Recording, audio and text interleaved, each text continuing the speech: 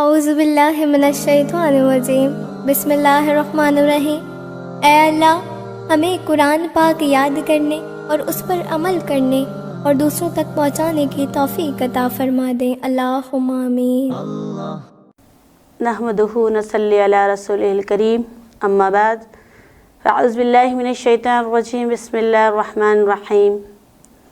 پیارے ناظرین، میں خدیجہ ایوب، ANA نیوز خواتین سے خطاب میں میرا آج کا عنوان ہے دنیا میں نیک زندگی گزارنے والی عورتوں کے لیے اللہ کی مہربانیاں۔ تو سورہ واقعہ میں اللہ تبارک و تعالی ارشاد فرماتا ہے، اس کی بیویوں کو ہم خاص طریقے پر نئے سرے سے پیدا کریں گے اور انہیں باکرہ بنا دیں گے۔ اپنے شوہروں کی عاشقہ اور عمر میں ہمسین یہ کچھ دائیں بازو والوں کے لیے ہے، وہ اگلوں میں سے بہت ہوں گے اور پچھلوں میں سے بھی۔ اس سے مراد دنیا کی وہ نیک خواتین ہیں جو اپنے ایمان اور عمل صالحہ کی بنا پر جنت پائیں گی یا جنت میں جائیں گی۔ اللہ تعالیٰ ان سب کو وہاں جوان بنا دے گا، خواہ وہ دنیا میں حسین رہی ہو یا نہ رہی ہو، باکرہ بنا دے گا، خواہ وہ دنیا میں کنواری مری ہو یا بال بچوں والی ہو کر۔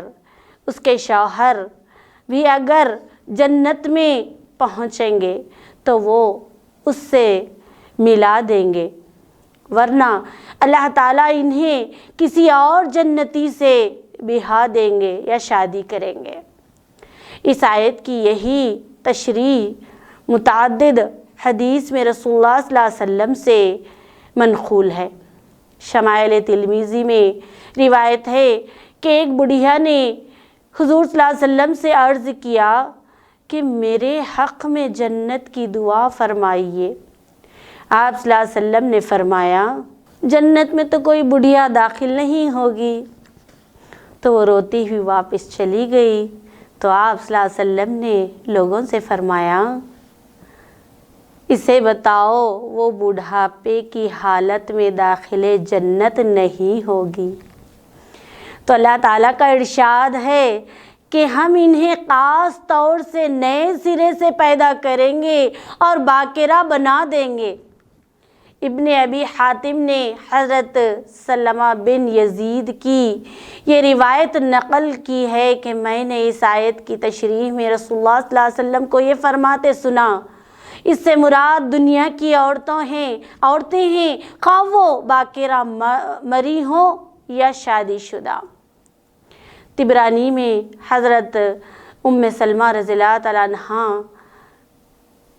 کی ایک طویل روایت ہے جن میں وہ جنت کی عورتوں کے متعلق قرآن مجید کے مختلف مقامات کا مطلب حضور سے دریافت فرماتی ہیں۔ اس سلسلے میں حضور اس آیت کی تشریح کرتے ہوئے فرماتے ہیں، یہ وہ عورتیں ہیں جو دنیا کی زندگی میں مری ہیں اور بوڑھی پھنسی یا آنکھوں میں نہ بینائی رہی، نہ سر کے بال سفید ہوئے۔ اس بڑھاپے کے بعد اللہ تعالیٰ پھر انہیں باکرہ پیدا کر دے گا۔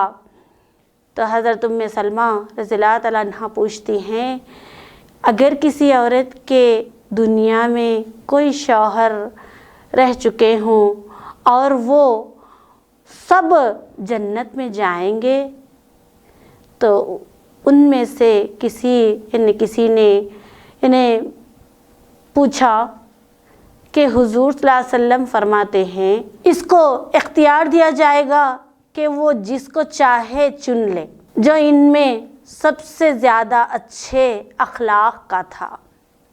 وہ اللہ تعالیٰ سے عرض کرے گی کہ اے میرے رب، اس کو یعنی اس کا برتاؤ میرے ساتھ سب سے اچھا تھا، اسی لیے مجھے اس کی بیوی بنا دے۔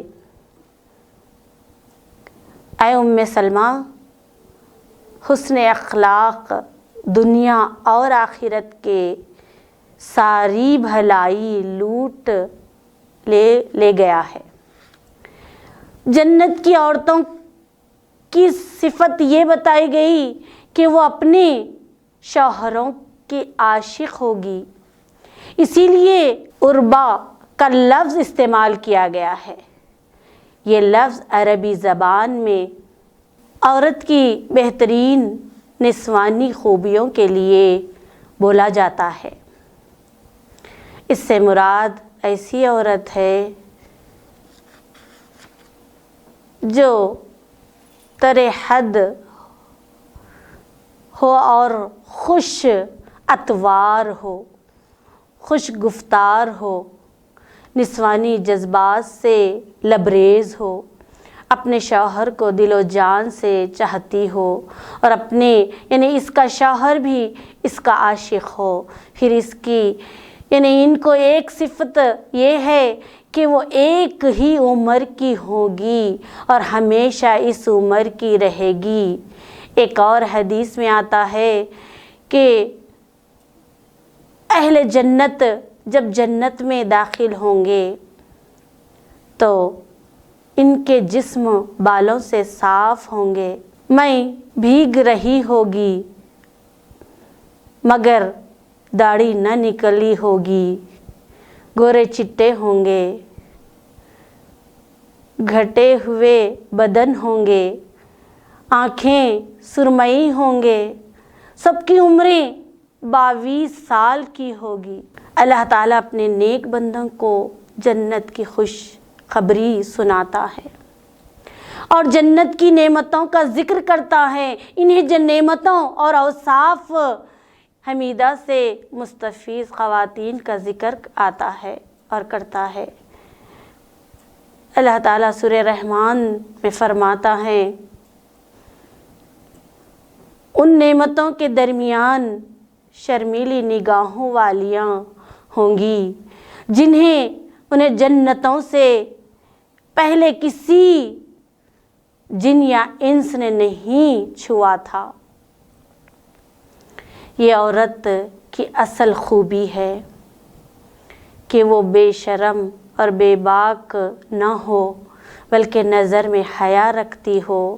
اسی لیے اللہ تعالیٰ نے جنت کی نعمتوں کے درمیان عورتوں کا ذکر کرتے ہوئے سب سے پہلے اس کے یعنی ان کے حسن و جمال کی نہیں بلکہ ان کے حیا داری اور صفت آبی کی تعریف فرماتا ہے۔ حسین عورتیں تو مخلوط کلبوں اور فلمی یعنی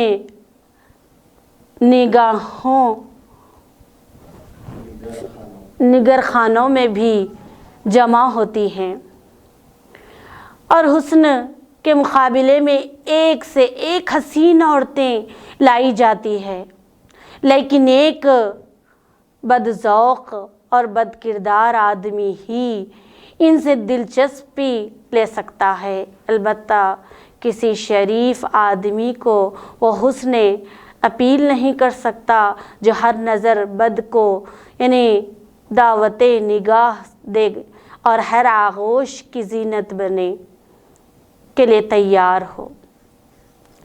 جنتی عورتوں کی صفت بتاتے ہوئے کہا گیا کہ خواہ کوئی عورت کنواری مری ہو یا کسی کی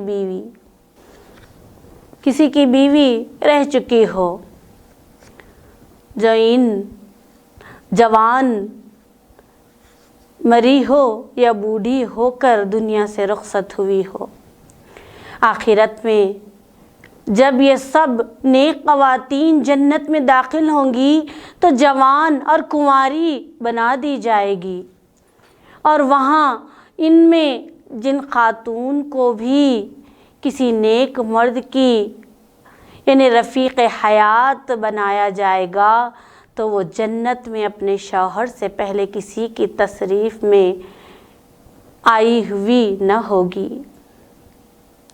اس آیت سے ایک اور بات معلوم ہوئی کہ جنت میں نیک انسانوں کو، یعنی نیک انسانوں کی طرح نیک جن بھی داخل ہوں گے۔